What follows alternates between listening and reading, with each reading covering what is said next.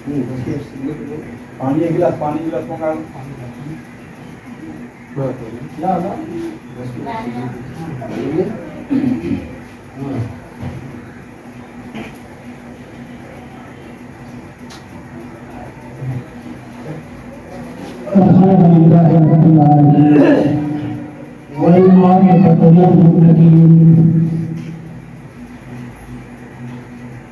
أشهد أن لا إله إلا الله وأشهد أن محمدا نبي الحبيب الكريم والعصر إن الإنسان لفي خسر إلا الذين آمنوا وعملوا الصالحات وتواصوا بالحق وتواصوا بالصبر صدق الله العظيم وصدق رسوله النبي الكريم نحن ولا ذلك لمن الشاهدين والصابرين والحمد لله رب العالمين. محترم المقام وقابل احترام رونق مجلس ہمارے ذہن نصیب کہ ہمارے بیچ بہت ہی عظیم شخصیت تشریف رکھتے ہیں. علامہ مولانا پیر طریقت موحد الرحمان صاحب قبلہ حافظی اور پیر طریقت حکیم صوفی صاحب عبدالرزاق حافظ القادری رحیمی جہانگیری ابوالعلائی قادری چشتی تشریف رکھتے ہیں. ہم نے آپ لوگوں کے سامنے ایک آیت کریمہ کا تلاوت کا شرف حاصل کیا ہے. آئیے اس کی تفسیر سے پہلے ایک مرتبہ آواز بلند اللہ سے بلامانا درود شریف پڑھے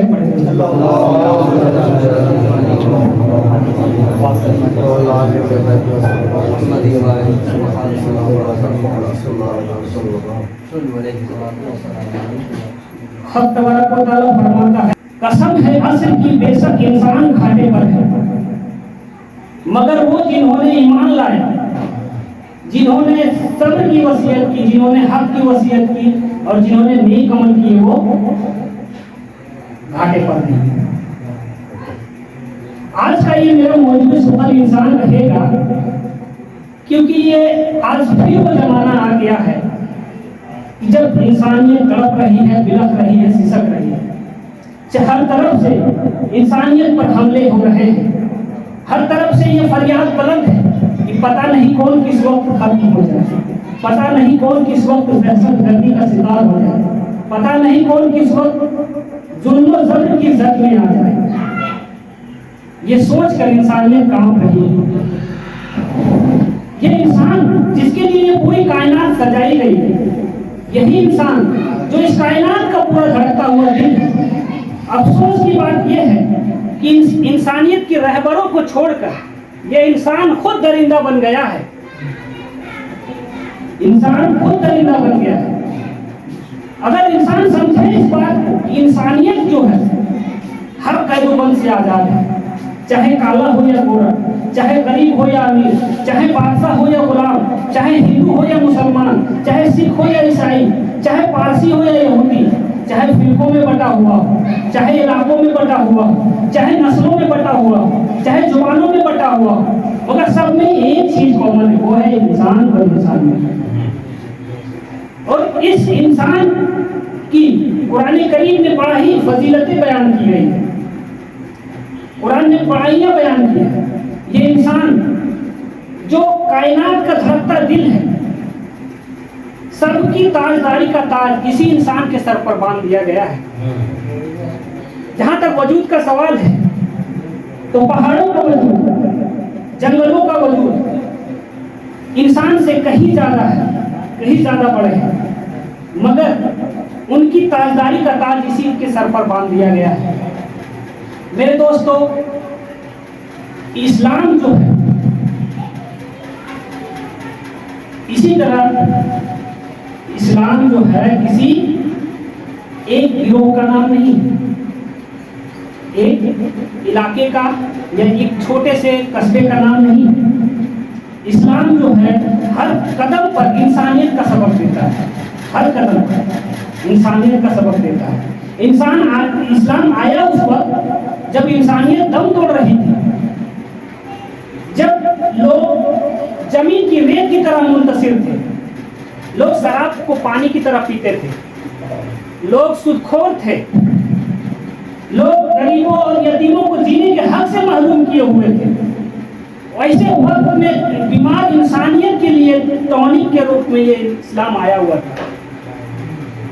یہ کہنا یہ اسلام مسلمانوں کا مذہب ہے، یہ کہنا غلط ہے۔ رسول سرکار دو عالم صلی اللہ علیہ وسلم جب اس دنیا میں تشریف لائے ہیں تو کوئی مسلمان نہیں تھا، یہ پورے عالم انسانیت کے لیے انسانیت کا سبق لے کر کے اس دنیا میں آئے، اور اسی کا نام اسلام ہے۔ اسلام کا نام ہی امن و سلامتی ہے۔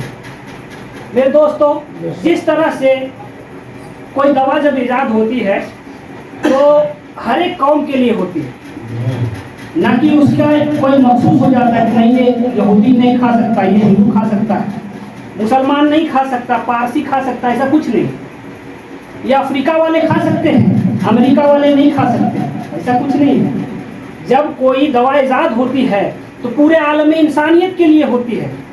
جو اس کو کھاتا ہے، جو اس کو یوز کرتا ہے وہ ٹھیک ہو جاتا ہے، اور جو اس کا استعمال نہیں کرتا وہ مر جاتا ہے۔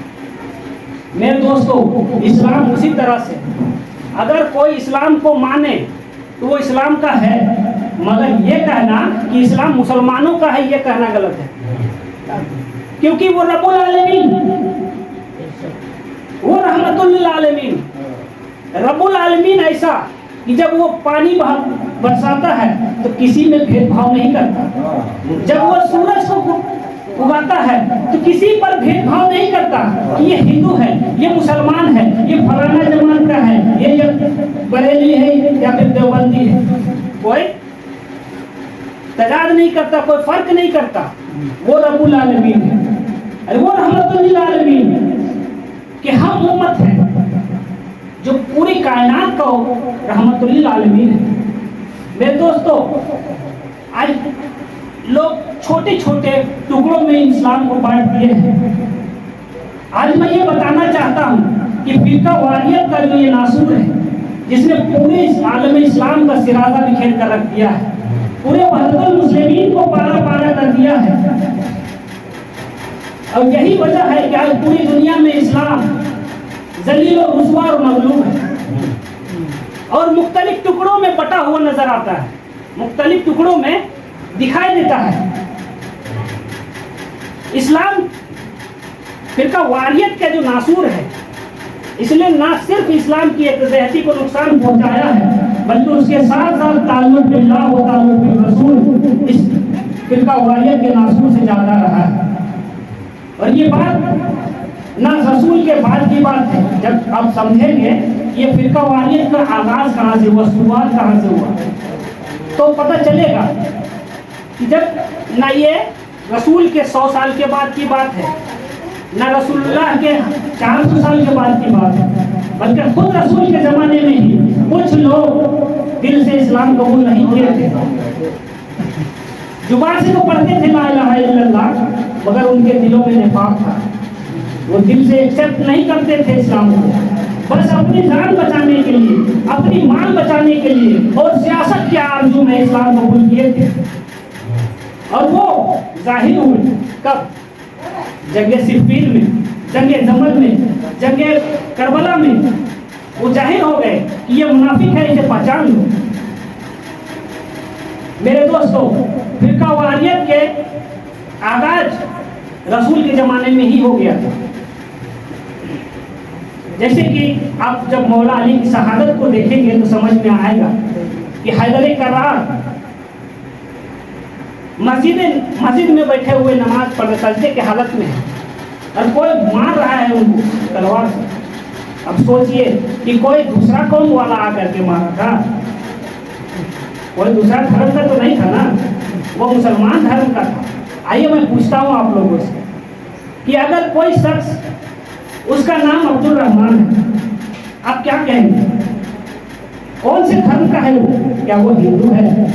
کیا وہ یہودی ہے، کیا وہ نصارہ ہے، کیا وہ پارسی ہے؟ ہرگز نہیں. سب کہیں گے کہ وہ مسلمان ہے. تو پتہ چلتا ہے کہ مسلمان کی طرح وہ داڑھی ٹوپی بھی پہنتے ہیں. وہ آپ کے ساتھ مسجدوں میں بھی جائیں گے، آپ کے ساتھ حج میں بھی گھومیں گے، آپ کے ساتھ زکات بھی دیں گے، آپ کے ساتھ ہر کام کریں گے، مگر وہ منافق ہیں. جیسا کہ خواجہ حسن بصری فرماتے ہیں کہ میں منافقوں کو اور کافروں کو پہچان لیا کرتا ہوں. میں منافقوں کو اور کافروں کو پہچان لیا کرتا ہوں علی کی مخالفت سے. رسول اللہ نے بھی فرمایا اے علی تم سے جو مومن نہیں رہے گا وہ محبت نہیں کر سکتا، اور تم سے جو دشمنی رکھے وہ ایک کافر ہے یا منافق. تو منافقوں کی ایسی پہچان ہے میرے دوستوں کہ ان لوگوں نے جب آپ تاریخ پر نظر ڈالیں گے تو بات روز روشن کی طرح عیاں ہو جائے گی. جن کی محبت اللہ رب العزت نے فرمایا تھا انی طرف توفیق علیکم الثقلین کتاب اللہ و اہل بیت ربی، رسول نے آخری حجۃ الوداع کے موقع پر یہ فرمایا تھا کہ میں اپنی بات دو چیزیں چھوڑے جاتا ہوں. ایک کتاب اللہ جو مکمل قانون الہی ہے، اور ایک اہل بیت جو ان کے معلم ہیں. اگر تم ان کو پکڑے رہو گے تو کبھی گمراہ نہیں ہو. مگر لوگوں نے کیا کیا ان کے ساتھ؟ کون سے اہل بیت کو رکھ دیا؟ پہلے امام علی علیہ السلام مسجد میں شہید کر دیے گئے. دوسرے امام حسن علیہ السلام جہاد میں دیے گئے. تیسرے امام حسین علیہ السلام کربلا کے میدان میں شہید کر دیے گئے. چوتھے امام زین العابدین ان کو زہر دے دیا گیا. پانچویں امام باقر ان کو بھی زہر دے دیا گیا. امام جعفر صادق ان کو بھی زہر دے دیا گیا. ایک کے بعد ایک کر کے 11ویں امام کو شہید کر دیا گیا. ابھی اتنی میں بات سرکار نہیں ہے. جو ان کے محبت اہل بیت جائز کیے ہیں، چاہے وہ امام اعظم ہو خلیفہ کیوں نہ ہو، جب وہ محبت اہل بیت کے سرسار ہو گئے تو ان کو بھی قید خانے میں ڈال دیا گیا. ہر روز انہیں 10 گولے مارے جاتے تھے. آخرکار 1 سال کے بعد ان کی شہادت ہو جاتی ہے قید خانے میں. ہم کس کی ماننے والے ہیں؟ ان کا ماننے والے ہیں. سنت الجماعت کا ہے نا. امام نسائی ان کے ساتھ کیا ہوا؟ مسجد میں انہیں زدو کوب کی گئی جس سے وہ شہید ہو گئے. کس بنا پر؟ صرف محبت اہل بیت کے بنا پر. امام شافعی جن کو شہر بدر کر دیا گیا، اپنے ہر دوار کو چھوڑا دیا گیا. بتائیے امام محمد جن کو اتنا مارا گیا کہ ان کے جانبن تک ٹوٹ گیا. میرے دوستوں وہ کون ہے؟ ان کو پہچانے کیسے؟ یہ ضروری ہے کہ ہم ان کو کیسے پہچانیں. ضروری نہیں ہے کہ ہم اسے پہچانے کیسے. جب تک دشمن کی پہچان نہیں ہوگا تب تک آپ کیسے سمجھ پائیں گے کہ کون سا دین سچا ہے. میرے دوستوں اس کا پہچان یہ ہے کہ جس طرح سے رب العالمین پورے وقت عالم انسان کے لیے ہے، جس طرح رحمت للعالمین رسول سب کے لیے ہیں، اسی طرح اولیاء اکرام جو سب کے لیے ہے. کبھی خانہ کے دربار میں جا کر کے دیکھو، وہاں کوئی بھید بھاؤ نہیں ہے، کوئی فرقہ بازی نہیں ہے. وہاں ہر قوم کے لوگ جاتے ہیں، صفا یاب ہوتے ہیں. جائیے قاضی میاں کے دربار پر، وہاں کوئی بھید بھاؤ نہیں ہے کہ یہ ہندو ہے مسلمان. قاضی میاں سب کا جھولی بھر ہوئے ہیں. جائیے ہمارے عبد الحی کامی میں جہانگیر، کیا ہر قوم کے لوگ جا رہے ہیں، ہر قوم کے لوگ شادیاں ہو رہے ہیں. آج اسلام کو آپ ایک کمرے میں کیسے بانٹ دیے ہو؟ آپ رہبر سے ایک مسلمان کے لیے کیسے ہو گئے ہیں؟ رہبر تو کوئی اور کے لیے ہوا کرتے ہیں نا، اور یہ تو ہر کے لیے ہوتے ہیں نا. جس طرح سے رحمت للعالمین ہے وہ سب کے لیے ہے، نہ کہ ہمارے لیے صرف. ایسا نہیں ہے میرے دوستوں. تو جب تک لوگ اس کو سمجھیں گے نہیں یہ منافقین کو کیسے پہچانا جاتا. تو اسی پہچان میں کچھ اس طرح سے بیان کروں گا میرے دوستوں. کہ جیسا کہ اب تبارک و تعالیٰ نے فرمایا ان الدین عند اللہ الاسلام، بے شک اللہ کے نزدیک پسندیدہ دین اسلامی ہے۔ دین آیا اللہ کی طرف سے اور محبت رسول اللہ نے پہنچایا۔ اب بات ایسا ہے کہ رسول پڑھا کر گئے، اللہ سامنے آتا نہیں، اب ہمیں اللہ کا دین کہاں ملے؟ ہم کو پڑھنا ہوگا نا اللہ کے دین کہاں ہے، تو پتہ چلے گا اللہ کا دین مولا کے ہاتھوں میں ہے۔ اب جب اللہ کا دین مولا کے ہاتھوں میں پڑا ہے، تب تک یہ منسوخ ہوتا چلا گیا۔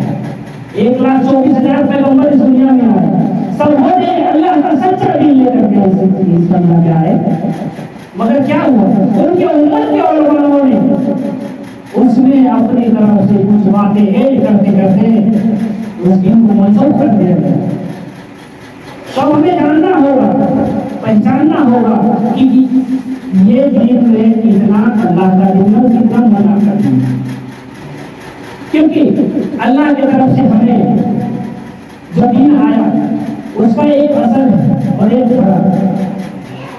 اصل جو ہے وہ ہے عقیدہ، اور فرق جو ہے اس کا ساخت جو ہے وہ ہے عمل۔ جو منافق ہوں گے وہ صرف آپ کو عمل کے راستے لے جائیں گے، صرف عمل کے راستے پر لے جائیں گے، وہ کبھی آپ کو عقیدے کی طرف نہ لے جائیں گے، عقیدے کے بعد میں لے ہی نہیں جائیں گے۔ جبکہ عقیدہ ہوتا ہے تندرستی کی طرح، اور عمل ہوتا ہے پیسے کی طرح۔ ضرورت دونوں کی ہوتی ہے، مگر پیسہ کسی کو بھی دیا جا سکتا ہے لیکن تندرستی کسی کو نہیں دیا جا سکتا۔ تندرستی کسی کو نہیں دیا جا سکتا۔ جیسا کہ اگر کسی کا عقیدہ خراب ہے اس کی کہیں گنجائش نہیں، اس کی کہیں پہ گنجائش نہیں ہے۔ عمل کا اگر کوئی مجرم ہے تو اس کو امید اگر ہے کہ اگر اس کے نام سے کوئی اصال ثواب کرتا ہے تو ان تک پہنچتا ہے، مرنے کے بعد بھی ان تک پہنچے گا، لیکن یہ عمل کی طرف لے جائیں گے، عقیدے کی طرف نہیں۔ عقیدہ کیا ہے؟ اللہ رب العزت نے فرمایا تھا قُلْ لَا أَسْأَلُكُمْ عَلَيْهِ أَجْرًا إِلَّا الْمَوَدَّةَ فِي الْقُرْبَى، اے میرے محبوب فرما دے کہ میں تجھ سے کوئی اجر، کوئی بدلہ، کوئی صلہ، کوئی محنت ادا نہیں مانگتا سوائے اس کے کہ میرے اہل بیت سے محبت کرو۔ اور رسول نے بھی فرمایا کہ میں اپنے پاس وہی چیزیں چھوڑے جاتا ہوں، صرف وہی چیزوں کو پکڑے اور میں کبھی گمراہ نہیں ہوں۔ لوگوں نے کیا کیا ہے چھوڑ دیا، اور کتاب کے چکر میں پڑے ہوئے ہیں۔ میرے دوستوں کیا کتاب کو کوئی سمجھے گا، کیا سمجھے گا؟ ارے قرآن کریم تو ایک ایسا خزانہ ہے، چھپا ہوا خزانہ ہے، جیسا کہ دفینہ باد تھا۔ دفینہ باد کے بارے میں سنا ہے آپ نے؟ دفینہ باد لکھنؤ میں ہوا کرتا تھا۔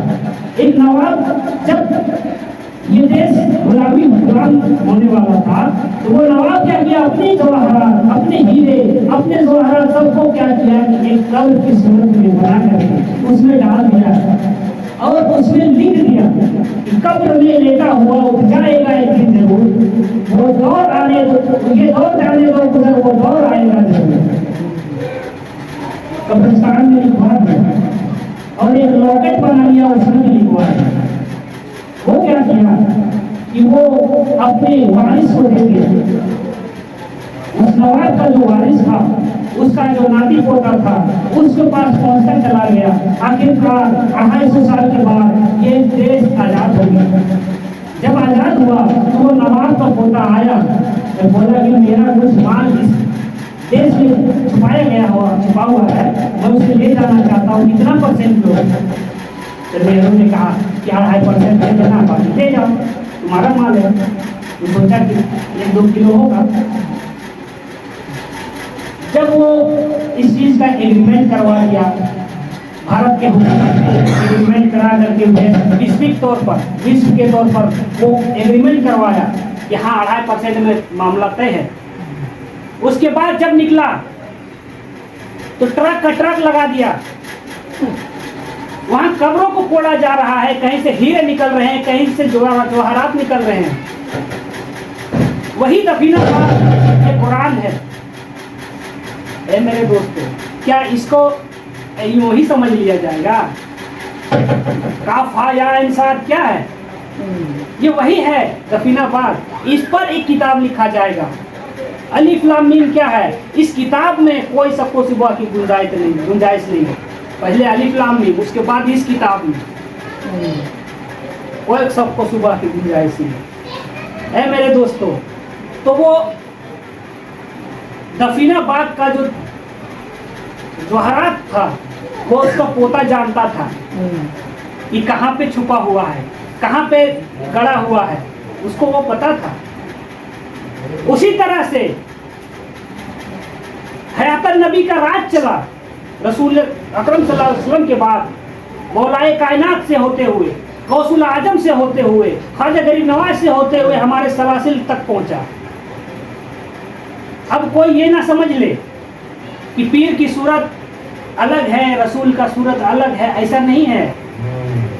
है सिर्र हयातन नबी शेख कामिल, इसमें वो फानी नबी जलवगर है। कलम लगते आई नबी से वली की, नहीं नक्ल तुखमी, ये कलमी सजर है। कलमी सजर जानते हैं ना? तुखमी सजर एक होता है और एक कलमी सजर होता है। कलमी सजर जो है तुखमी से ज्यादा मीठा होता है। वही कलम लगते आई है, वो कॉपर के तार में एल्युमिनियम का तार ज्वाइंट हो गया। वो हयातन नबी का राज चला हुआ है। करंट वही है, कलर सिर्फ चेंज हुआ है। वो नबी नहीं है, अली को नबी नहीं कहा जा सकता, लेकिन वो इमामुल औलिया है। जब आप समझेंगे कि मज़हब किसे कहते हैं, मज़हब का पावर कितना है, तो निस्फे नबूवत का मकाम रखते हैं, आधा नबूवत का मकाम एक मज़हब रखता है। बाज़ों को उससे भी ज्यादा फजीलतें हैं, उससे भी ज्यादा है। और इमामुल औलिया, उनको सिर्फ नबी कहा नहीं जा सकता, लेकिन वो वली है। वली के सबसे ऊपर के पाए के मुकाम के वली है। कोई वली उनके सिग्नेचर के बगैर नहीं हो सकता।